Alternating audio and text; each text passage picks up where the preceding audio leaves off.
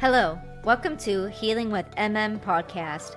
I am Marissa McDevitt, your host, mindset coach, mentor, and founder of Healing Center.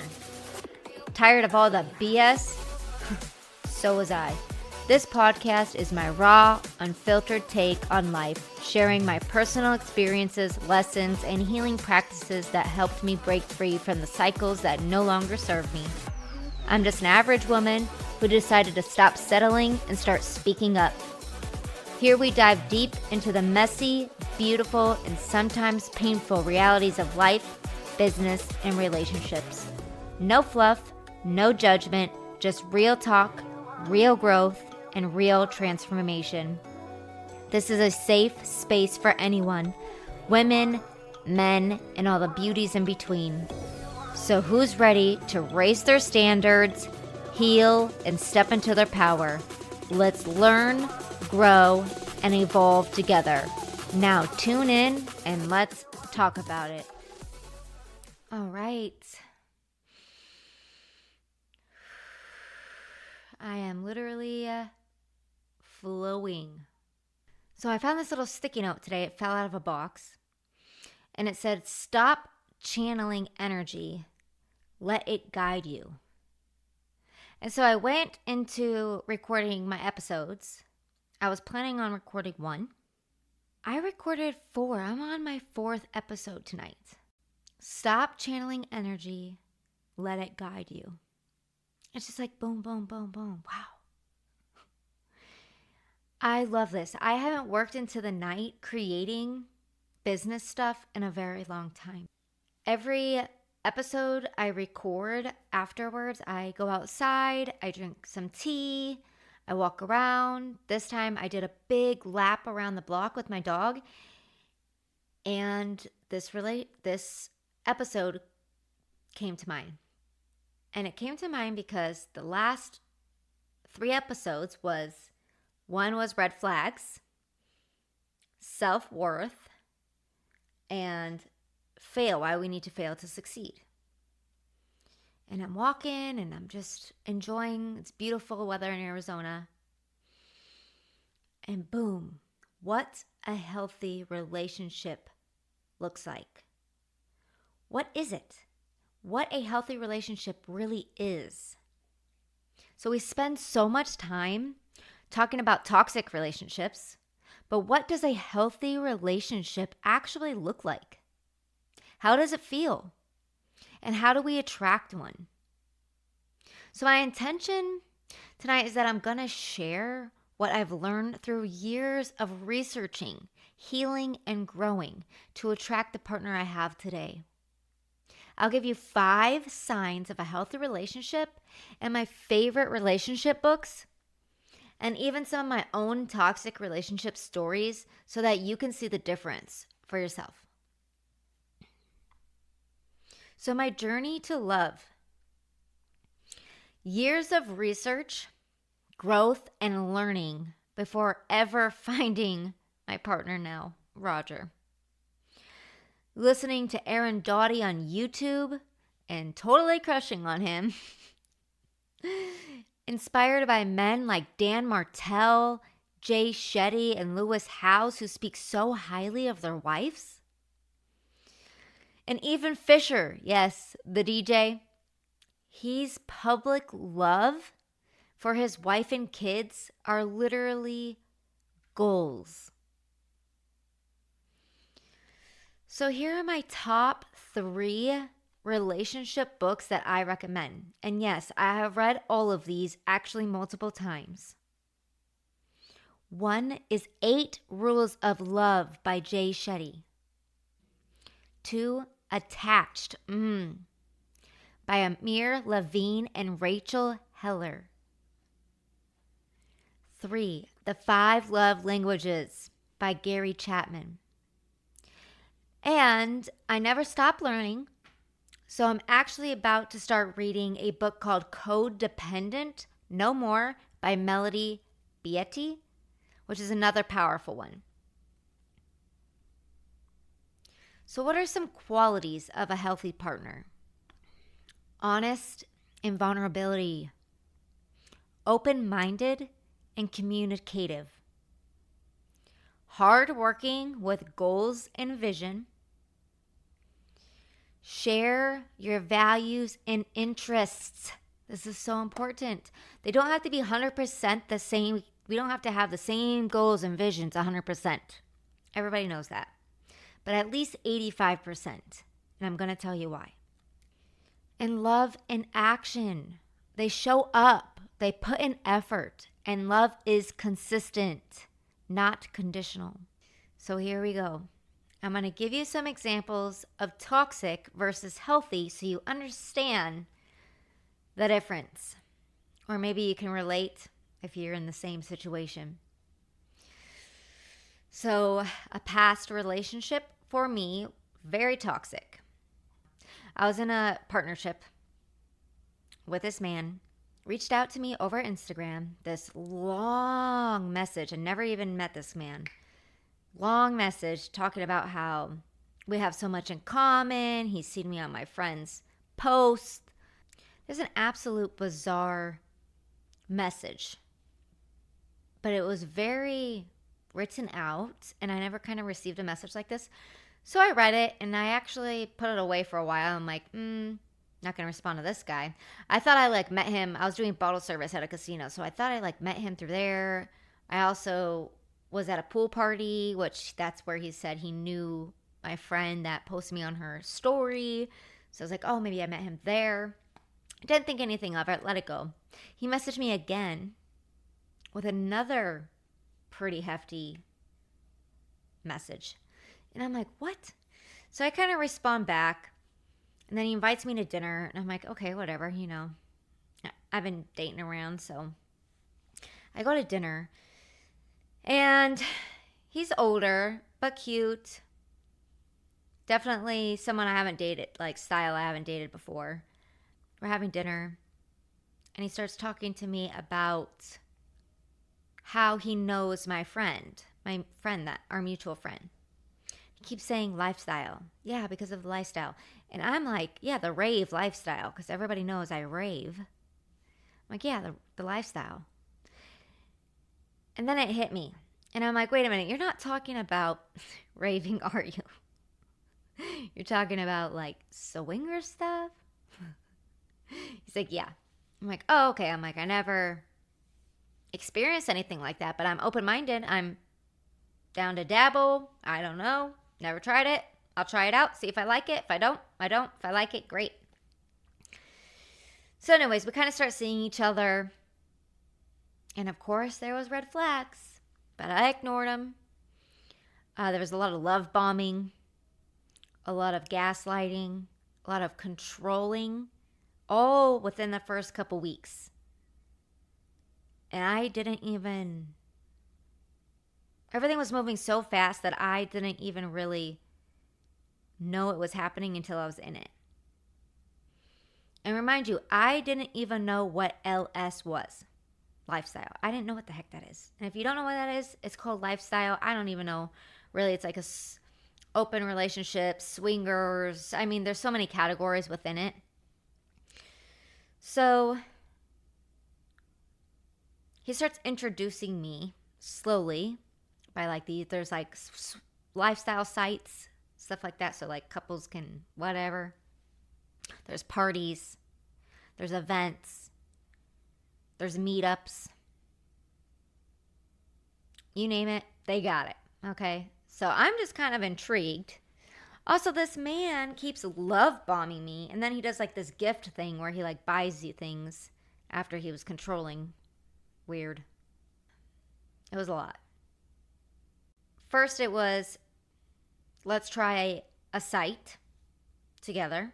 We make this profile together and then you go through and whatever, pick out whatever to go hang out with and then it was, we're going to an event. And then we invited someone over. And after that happened, it was just instantly bad. It was constantly screaming, him screaming at me, calling me names, even though I didn't do anything. Like, I was brand new to this, so I was terrified of all the things that I was getting introduced to. I'm like, I don't know what this is, but it doesn't seem safe or healthy for me. And that triggered him because I found out later he just uses young women to get back into the LS sites because he was kicked out of a bunch of them and nobody will sleep with him if he doesn't have a girl with him because he's weird and toxic and should honestly be in jail for the things that he makes girls do. Very manipulative. But it was like a couple months, probably 2 months, before I realized, like, oh my gosh, like, this is not okay. This is kind of scary. Like, this isn't normal behavior. And he was making me think it was normal behavior because that's what bipolar narcissistic people do. They make you feel crazy. They gaslight it, turn it around on you. You're the reason why we can't communicate. You're the reason why we're in this situation. It's like, whoa, I've been there. So I believe I was with this guy for like 4 months, which doesn't seem long, but it was long. And it got worse and worse and worse. The more I was like pulling back and not wanting to do anything because it didn't seem right, he would push harder. He would get angrier. There was one time where he pulled a gun out on himself and tried to say he was going to commit suicide because I didn't want to be in this LS thing with him. And he can't take another breakup. Like, just absolutely nuts. So finally, I just had it up to here. And a situation happened and it was very toxic. He was doing the same thing, gaslighting, turning things around on me, saying it's my fault something didn't happen. I can't even remember what it was. It was just crazy. And I remember he pulled over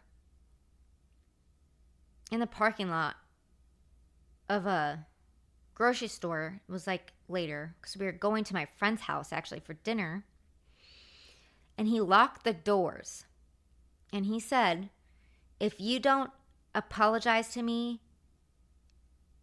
and say you're wrong and like bow down to something crazy. He's like, you're not getting out of this vehicle and we're not going anywhere until you submit to me. First off, I didn't even do anything wrong. This guy's just nuts. Second off, he's doing his whole thing again because he's bipolar and narcissistic, crazy. And it literally, like, a vision flashed in front of my eyes. I had a vision. And it was two situations happening at the same time, where one vision was me busting the window, like the windshield, and like attacking him and just going crazy because I've been taking so much like trauma for no reason that I was literally about to lose it, like go to jail, lose it. And I seen like cops in the vision. And then the other vision was just unlock the door, get out, start walking, call your friend, or call the cops. And I didn't say anything. I just chose to unlock the door, walked out, walking down the road, called my friend to come get me. And before he chased me down the road, and I went to a business that was open, and they came out because he was screaming at me, and I'm just standing there. And they came out to check on me, and he got embarrassed, and he got in his vehicle and left. And my friend that night, I had dinner at her house. We had some wine, and she said, "What do you want to do?" And I said, "I want to leave." And she said, "Okay." So she drove me back to his house. We packed up my stuff right then and there. Took my dog because my dog was at his house. We got in my truck, and I never looked back. I actually rolled down my windows. I was singing. I had fresh air coming through. I was so thankful that I just dodged One of the most toxic relationships I've ever been in. And that was only 4 months. But something in me was like, I cannot handle this anymore. Okay.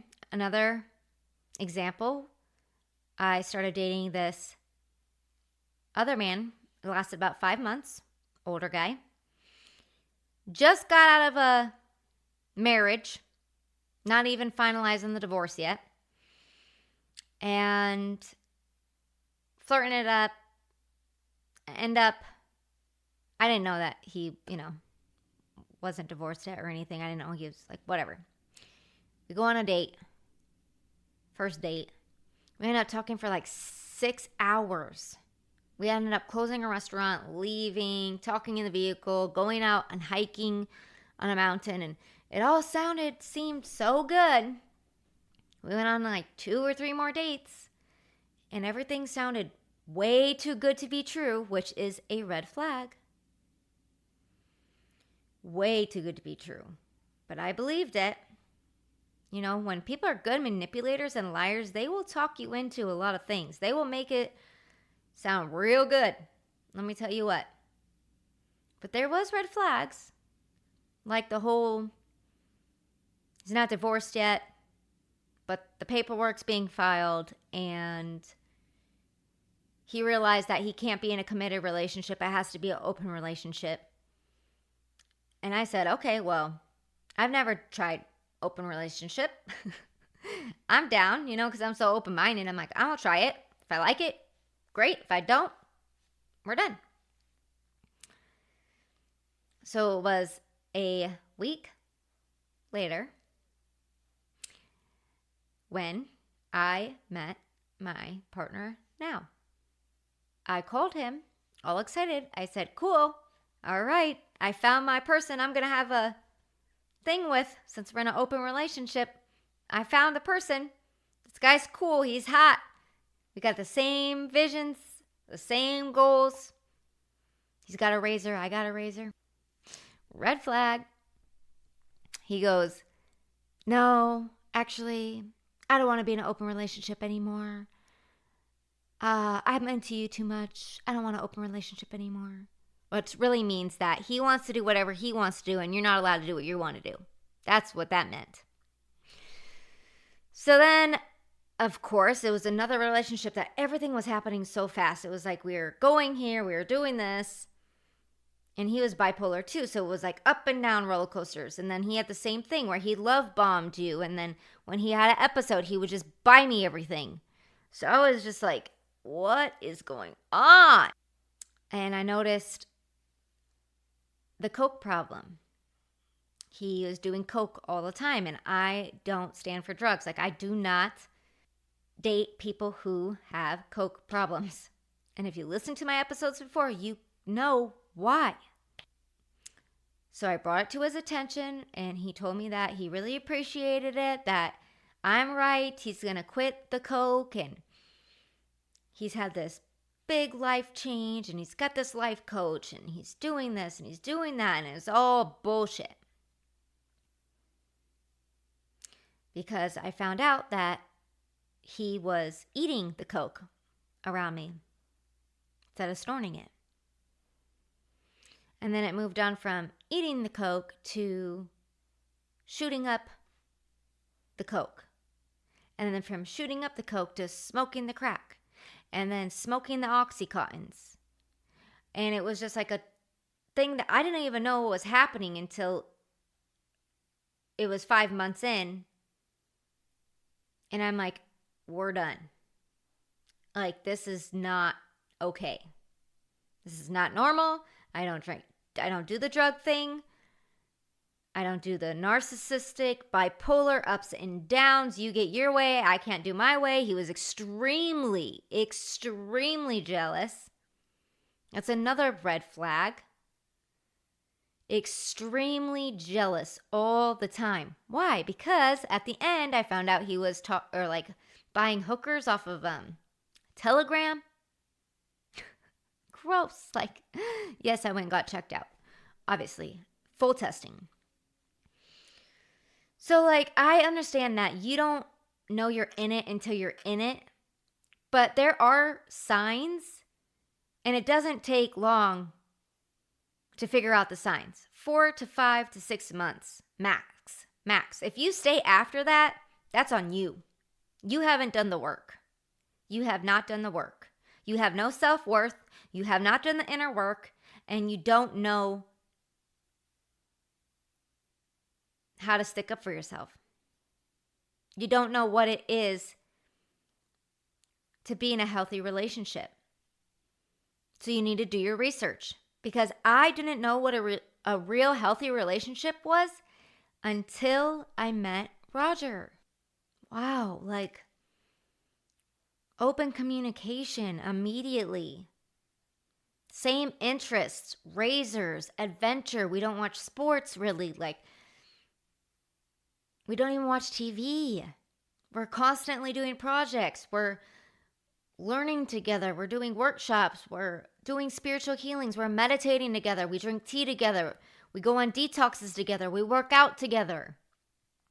I introduced him to music festivals. He loves it. Thank God. Because I couldn't date one that didn't love music festivals or music. Can't. It's a big part of my life. So some examples of some of my friends' relationships. One of them, right, as you know, if you listen to the last few episodes of my podcasts, my ex-best friend of 18 years, she was dating this guy for 11 years, had a baby with him for all the wrong reasons, and he cheated on her in the beginning, lied to her from day one. He's had a crack problem the whole entire time they were together. And she did know about it. She just lied to everybody and herself.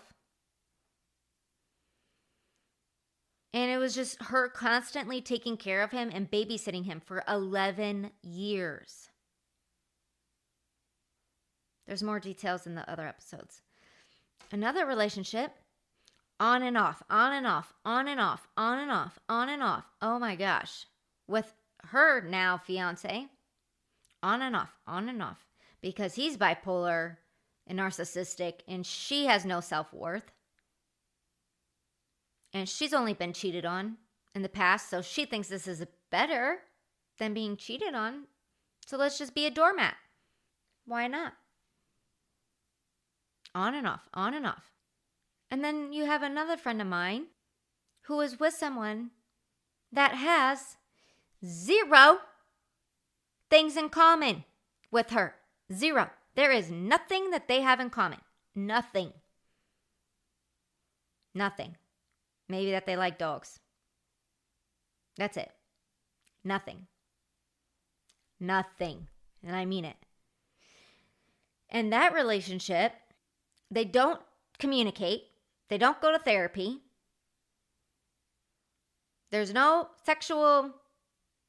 healthy sexual interaction. And they've been together for years. They're just settled. They're both like, well, I have so much trauma that I haven't healed. I have so much trauma that I haven't healed. And we're just going to stay trauma bonded and just pretty much be roommates, awkwardly, for the rest of our lives. Because I don't want to deal with my trauma.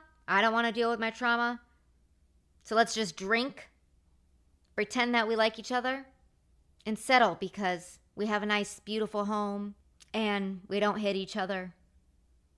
What a waste of time. Do your research. Read these books. Listen to podcasts. Like, oh my gosh. So these are just some examples because I know other people are going through this too. And I'm not judging anyone. As you know, you just heard my relationships. Shit. They're all learning lessons. They're all learning experiences, but you have to know within the first 6 months how bad it is. And if you don't have that awareness, you need to get awareness. You need to do the work. Because when you have honest, supportive encouragement and the bond of a real love, beautiful relationship. Gosh, because I'm experiencing this, it just hurts my heart so much that people waste so much time with the wrong people.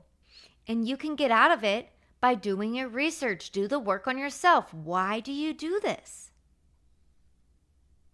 It's not enough to just hope for a healthy relationship. You've got to do the work on yourself. Read, research, listen to podcasts, and heal.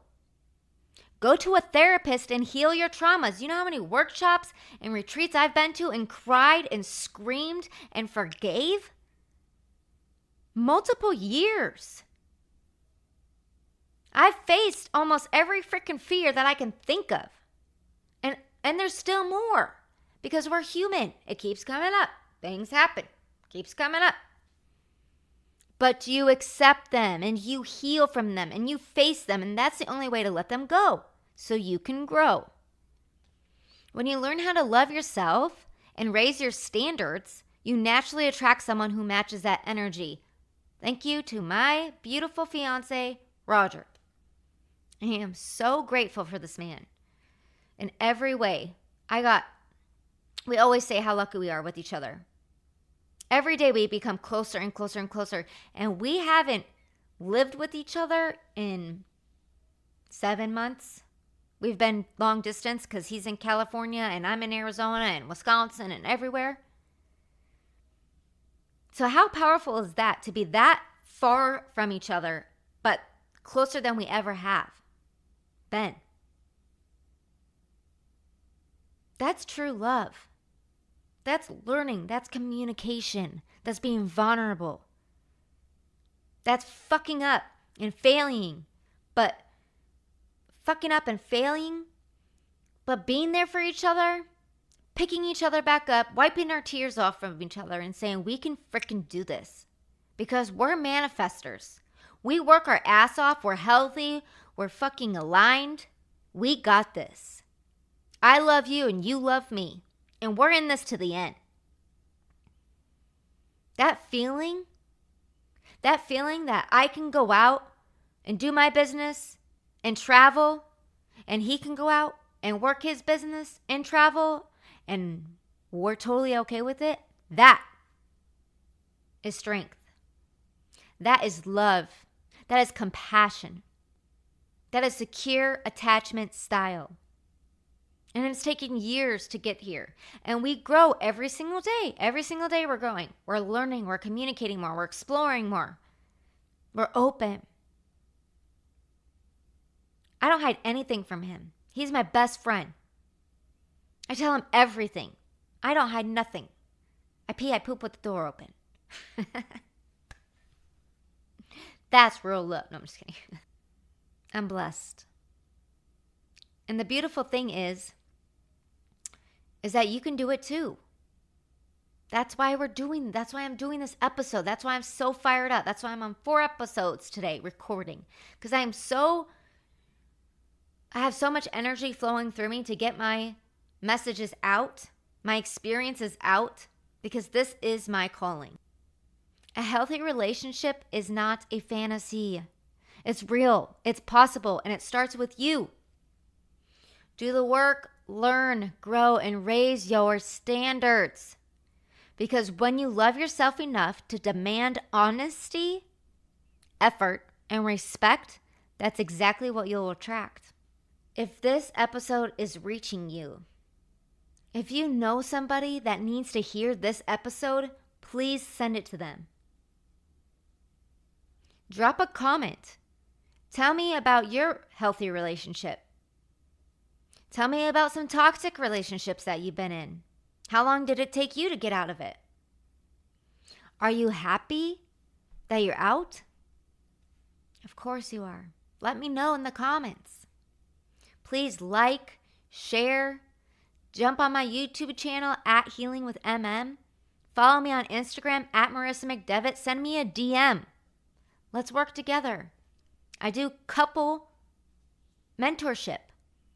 I do couple retreats. I do couple one-on-one sessions.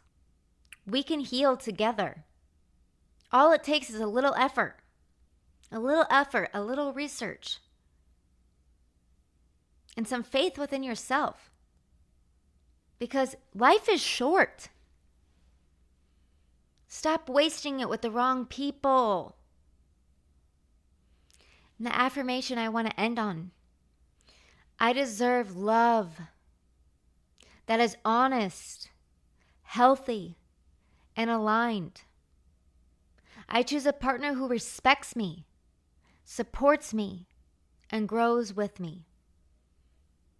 And with much love, have a beautiful day.